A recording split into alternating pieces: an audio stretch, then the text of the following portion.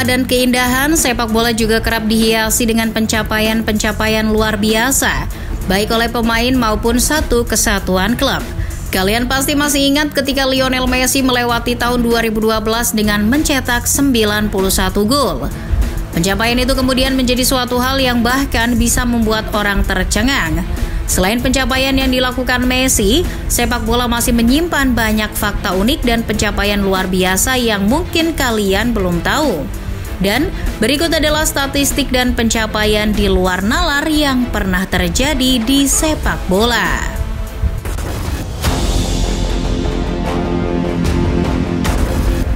Lionel Messi merupakan salah satu dari 2 pesepak bola terbaik dalam 2 dekade terakhir. Maka dari itu seharusnya pemain seperti Neymar tidak akan bisa lebih baik daripada Messi. Pemain asal Brazil itu bahkan selalu berada di balik bayang-bayang Messi baik di Barcelona maupun PSG. Tapi Neymar patut berbangga hati soal pencapaian yang satu ini.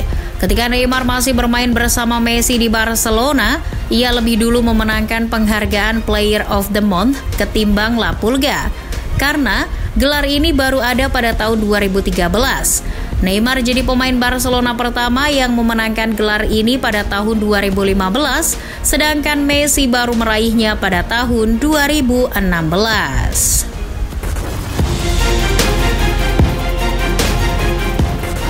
Pencapaian di luar nalar selanjutnya dicatatkan oleh legenda timnas Jerman Philipp Lahm. Ia pernah mencatatkan rekor tak pernah melanggar pemain dalam waktu 1 tahun penuh.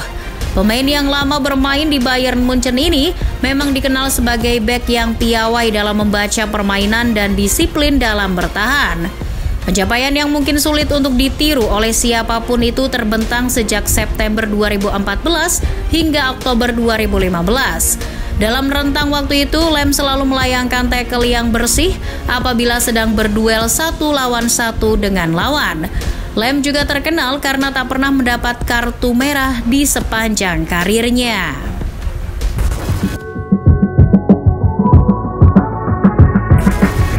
Setelah membahas soal kerapihan dalam bertahan, kita akan berganti membahas soal jumlah gol di Liga Champions. Ada pencapaian sekaligus fakta yang menarik soal gol yang telah dicetak oleh Gerard Pique di Liga Champions. Mantan penggawa Barcelona itu telah mencatatkan 16 gol dalam karirnya. Menariknya, jumlah gol tersebut ternyata lebih banyak dari striker top asal Brazil, Ronaldo Nazario. Pemain yang juga pernah membela Barcelona itu tercatat baru mencetak 14 gol saja di ajang Liga Champions. Gol-golnya tersebar di saat dirinya bermain di Inter Milan dan Real Madrid. Ia justru tak pernah tampil di UCL ketika berseragam Barcelona.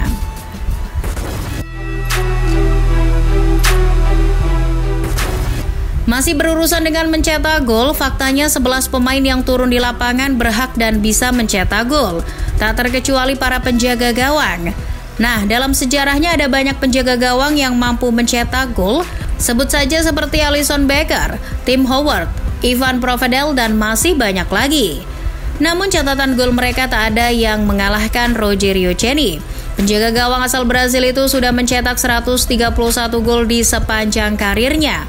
Itu karena dirinya ditunjuk sebagai eksekutor tendangan penalti dan tendangan bebas di klubnya, Sao Paulo.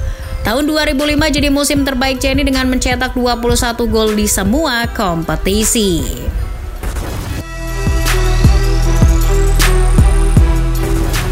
Selain menjadi pemain dan pelatih, Mark Hughes juga terkenal dengan buku autobiografinya yang berjudul Sparky Barcelona, Bayern and Back Autobiography, dan Hughesy The Red Dragon.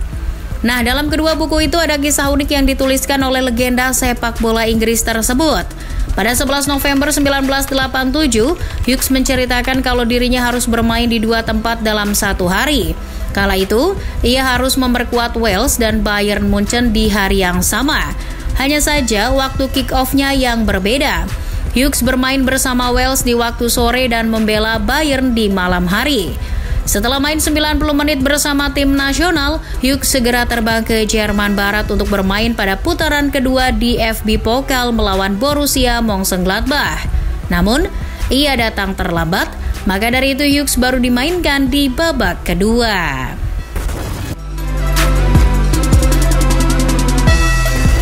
Pencapaian di luar nalar selanjutnya diciptakan oleh seorang pelatih kontroversial. Siapa lagi kalau bukan Jose Mourinho. Pelatih asal Portugal ini memang punya segudang prestasi bersama klub-klub yang pernah dilatihnya. Namun, pencapaiannya kali ini sedikit berbeda. Ia tercatat pernah tak terkalahkan saat bermain di kandang selama 9 tahun lamanya. Rekor itu terbentang sejak tahun 2002 hingga 2011. Kala itu rangkaian tak terkalahkan di kandang milik Mourinho berakhir usai Real Madrid takluk 1-0 di Santiago Bernabeu oleh Gijon pada tahun 2011. Perlu diketahui sebelum itu Mourinho tak pernah kalah di kandang. Kekalahan terakhirnya terjadi saat Porto ditekuk Beira-Mar tahun 2002.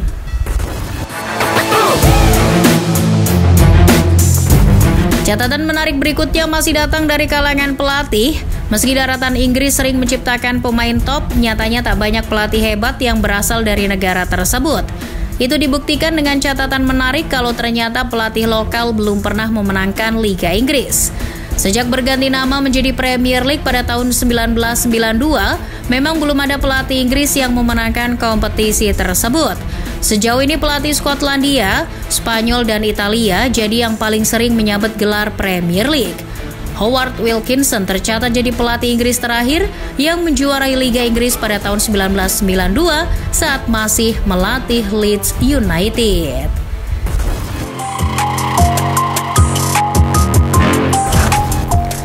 Setelah sekian percobaan, akhirnya Manchester City berhasil meraih trofi Liga Champions musim 2022-2023. Namun, prestasi itu tak bisa dibanggakan oleh fans City di hadapan Nottingham Forest. Kenapa gitu? Ya karena kalau urusan jumlah trofi Liga Champions, Forest masih unggul.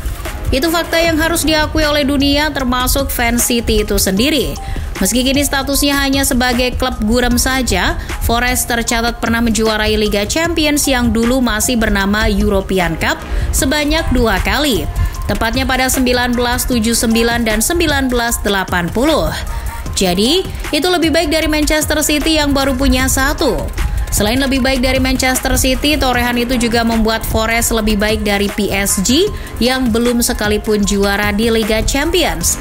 Bahkan saat kompetisi ini belum bernama Liga Champions. Klub lain yang memiliki pencapaian menarik adalah Dundee United. Klub asal Skotlandia itu tercatat belum pernah kalah dari Barcelona, bukan karena belum pernah bertemu ya, tapi Dundee emang jago saat menghadapi Barcelona. Selama 4 kali pertemuan sepanjang sejarah, Dundee bak menjadi batu kryptonite bagi Barcelona. 4 pertemuan itu terbagi dalam 2 kompetisi. Pertama di Piala Intertoto dan Piala UEFA. Nah, dalam pertemuan itu Dundee selalu menang dengan skor 2-1, 2-0, 1-0, 2-1. Sampai saat ini tak ada tim lain yang memiliki rasio kemenangan 100% saat memainkan lebih dari 1 pertandingan melawan Barcelona.